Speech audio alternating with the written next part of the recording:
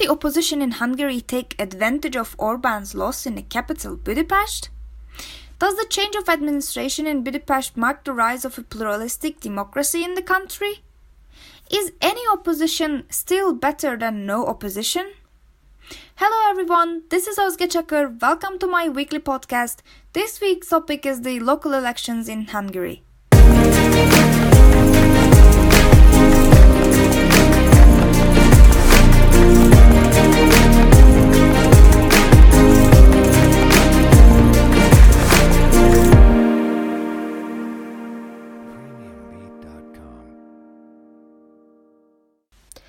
There were some question marks as to whether Fidesz party, led by Viktor Orbán, who once again came to power with 48.8% of the votes in the April 2018 general elections, could achieve the same success with the party's local candidates.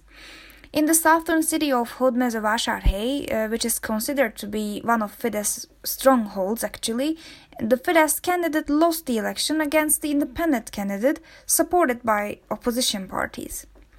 Prior to the local elections scheduled for Sunday, October 13th, in the country there was a dirty election campaign process with posters in which the candidates mocked each other, advertisements that humiliated opposition candidates in billboards belonging to advertising companies known for their close relations to the ruling Fidesz, and finally the claims of corruption and sex scandals even. As of Monday, October 7th, an anonymous blog in Hungary called Satan's Advocate, or Ez az ördög ügyvédje in Hungarian, shared posts in which a corrupted lawyer and his close friend were the main characters. Hours before the local elections in Hungary, it turned out that one of the names in the target of these blog posts was actually the mayor of the city of Győr in the northwest of the country, as well as the former Hungarian Olympic Committee chairman and an Olympic champion, Zsolt Borkai. The other target of the blog was Zoltán Rákosfalv, who happens to be one of the most influential businessmen in Győr, also known for his close relations with the ruling Fidesz party.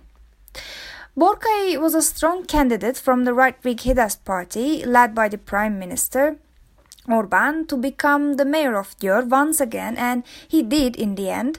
However, with the addition of a video to those published on the anonymous blog launched last week, the situation was expected to turn against Borkai. The video showing the mayor of Győr and his friends on a yacht having a group orgy was raised by dissidents in Hungary, and question marks arose as to whether Fidesz could succeed locally this time again. Borkai, on the other hand, apologized about the images, but added that he wouldn't resign. He denied allegations about drug use and using the state treasury to cover his travel costs. Well, we cannot see about the travel costs coverage in those videos, but if you visit the blog, you can definitely see what the images and videos include about drug usage and the orgy that they have. One of the opposition parties, called Momentum, seized the opportunity. They covered Orbán's Fidesz party offices with posters written "Public funds, cocaine, whores," as opposed to Fidesz slogan "God, Nation, Family" for the local elections. The opposition candidate for the mayor of Budapest from the Socialist Party, Gergely Karácsony, addressed his supporters at his last rally, and he emphasized that the essence of Fidesz party of Orbán is rotten. Gergely Gulyás, vice president of Fidesz party, said, quote, "We are in the middle of a dirty election campaign. At this moment, Hungarian politics see the bottom." Gulyás did not answer clearly the questions posed to him about Fidesz candidate for the mayor of Győr, Borkai, namely, but he added that they were concerned that the publication of images claiming a former Olympic gymnastics champion had sex with a prostitute on a yacht was unsuitable for the children because of its inappropriate content, and these videos should be labeled, so he said.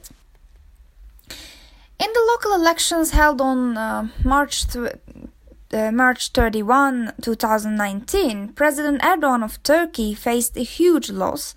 The ruling party AKP's candidate to become the mayor of Istanbul was Binali Yildirim, and he received much lower votes from the current mayor of the city, Ekrem İmamoğlu. The delayed submission of the certificate to İmamoğlu and the repeating of local elections on the 23rd of June increased the opposition's vote rather than helping the AKP candidate. In Moscow, again, the capital of Russia, thousands of people are protesting for the opposition candidates to be able to participate in the local elections. The detention and subsequent release of the opposition candidate angered people instead of intimidating the opposition in the country. Why we gave these examples? So there was this thought that Erdogan lost in Istanbul, Putin is in a difficult situation in Moscow, and Orban's loss was bigger than expected in Budapest. Can there be a relationship or relation between these three situations? So the similar situation may now be experienced in Budapest, the capital of Hungary, although Prime Minister Orban controls the academia and the media, and he determines the electoral rules thanks to the majority of his party in the parliament, and pro-government organizations are conducting dirty election campaigns against opposition candidates. The influence of scandals before the local elections, however, seemed to be more than Orban expected. In Budapest, where liberal tendencies are intense, the opposition candidate Gergely Karácsony was already thought to be promising.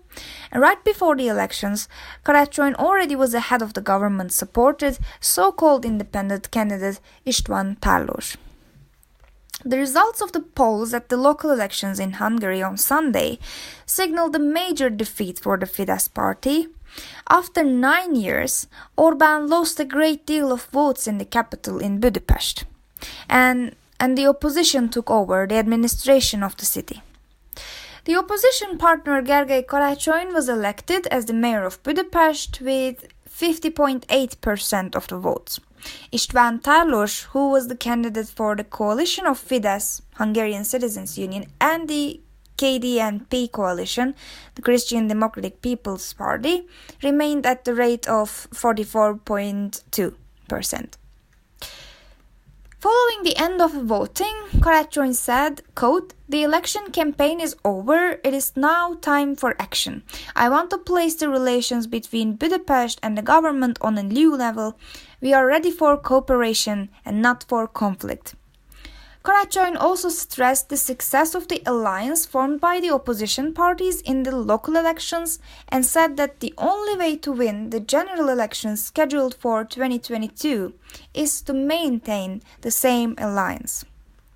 Tarlós, who has served as the mayor of Budapest since 2010, who also participated in these elections, on paper independent, but he was supported by the ruling party Fidesz, said in a statement side by side with Prime Minister Orban, quote, "There is nothing to say. Budapest made its decision and elected Gergely Karácsony as its mayor. I congratulate him."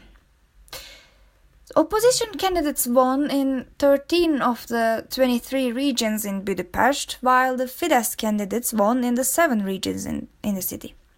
In Hungary, where there are 8,025,000 voters, the participation rate was determined to be 48.5%, which is significantly high for the country. Stating that Tarlós, who lost in Budapest, would continue his political career as his advisor, Orban told that his party, Fidesz, which lost in the capital, still received the majority of the votes in the countryside, and Fidesz is still the most powerful political party in the country. Orban added that they are taking into account the defeat in Budapest, and he also said, quote, "All we can say is that we are ready for cooperation for our citizens in Budapest and for our citizens all over the country." So such positive communication between the ruling Fidesz party and the opposition after the local elections demonstrate that perhaps Orban chose to use a totally different discourse, a much softer language towards his opponents compared to Erdogan in Turkey or Putin in Russia. It might be the case that he learned from both leaders' mistakes in both of these countries. It also seems that Karácsony took as an example the language of love and integrative discourse of İmamoğlu in Istanbul, Turkey. His soft language and his approach as an academician, as a political scientist, might be truly helpful for the capital of Hungary and for the future of opposition in the country. But one should remember that as the previous mayor of Zuglo, a region in Budapest, Karacsony did not achieve as much as people demanded or expected him to do. The recordings of some phone calls in which he was talking about the alliance with the ruling Fidesz party and its advocates were exposed back then. I don't know if it's the case that people truly forget about such details or they were just simply willing this time to give him another chance.